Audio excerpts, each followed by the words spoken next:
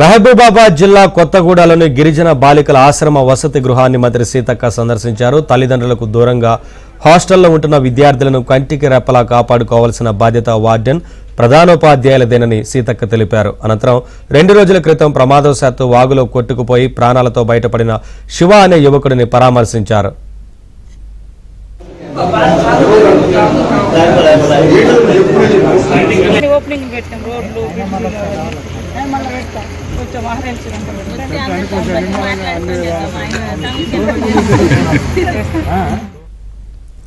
తర్వాత కొత్తగూడ మండలంలో వరదలు, సీజనల్ వ్యాధులు, శానిటైజింగ్, పంచాయతీరాజ్, రెవెన్యూ, ఆరోగ్య, వ్యవసాయ, పోలీస్ అధికారులతో సమీక్ష నిర్వహించారు.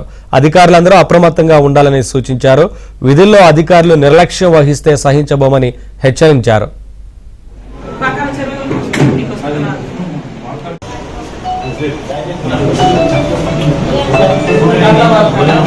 Gracias.